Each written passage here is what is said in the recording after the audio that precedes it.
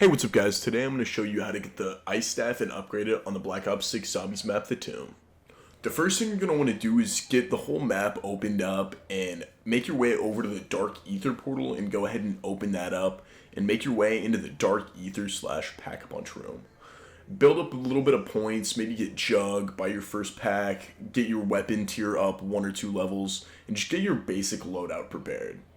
The next thing you're going to want to do is make it to round 8. Once you make it to round 8, a Shock Mimic will spawn in, which upon killing it, you will get the first part of the Ice Staff, the Monocle. Getting the second and third Ice Staff parts gets a little bit more tedious. There are several purple crystal lanterns around the map, which only 3 or 4 will be on a map at a time. Each time you shoot one, it'll change locations, but will remain on the same side of the map you shoot it on. But you're going to want to shoot each one until you see this specific lantern move into the spot you need. The first location I recommend doing is in the tombs, which is the left door from spawn. Once you're in the tombs, there will be a bowl painting on the wall, or once you get the lantern in the right spot near it, it will start to light up these symbols that you will need to shoot. Use the guide on screen now, but keep a note, for this first part you're only going to be needing those first 8 symbols. The additional 2 will only be useful for the next part. You're also allowed to get this wrong a couple times, so just take it easy, but once you successfully enter the code, a lockdown sequence will start where this floating orb will teleport around the room and spawn various waves of zombies. For 4 to 5 waves, each wave will get a little bit harder as you go on, starting off with just parasites and zombies on the first wave, to shifting to a wave of doppelgasts and mimics later on, so just be careful and play smart. But by the end of this, as long as you don't go down, you will get the second part for the Ice Staff. Next, you're going to essentially want to replicate exactly what you just did with the last step, where you align the lantern with the painting on the wall, but this time it'll be on the other side of the map in the Neolithic Catacombs room.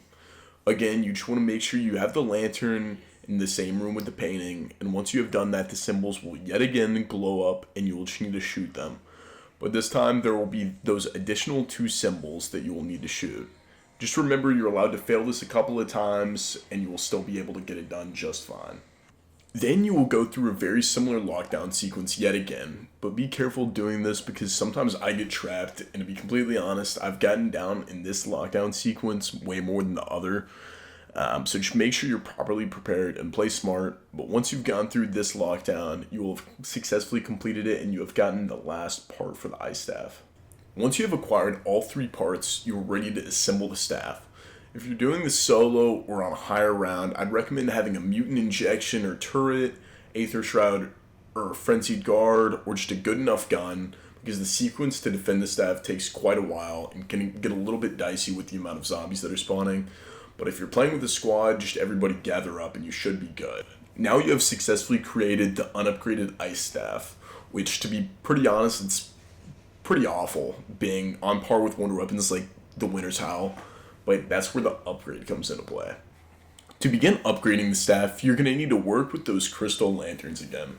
For this step, you're going to need to shoot 3 crystals in 10 seconds, which is extremely easy when set up right, but manipulating them to be in the spots where you need them to be can be extremely annoying sometimes. Whenever I do this step, I try to set it up where I have 1 crystal in the subterranean / quick revive room, 1 in the shrine / stamina up room, and 1 in the tombs / death perception room. It doesn't really matter where the crystals are in these rooms, especially since the Ice Staff has a pretty far range, but be sure it's a shot that you're going to be able to make in 1 or 2 shots. Once you have completed this, you will hear a voice line from Archibald, letting you know that you have completely done this step, but if you fail, shoot each crystal with a gun and just try the step one more time. Next, enter back into the Dark Ether and there will be 3 rocks with glowing symbols on them. They can be a little tedious to find because they look very similar to all the other rocks in the sky, but they will be floating above you, and once you shoot exactly on the symbol with the Ice Staff, the rock will move down a little bit to where the symbol is a lot clearer to see. Take a picture of these or note them down, just make sure you remember them for the next step. Once you have successfully shot at all 3 symbols on the rocks, you will get another voice line from Archibald, letting you know you are ready for the next step. After you hear the voice line, you will see one of the portal entrances turn into stone. What you need to do now is go through a different portal to find the one that closed. Once you find it, you will find a bunch of symbols on it that you will need to enter in the same symbols that you found on the rocks.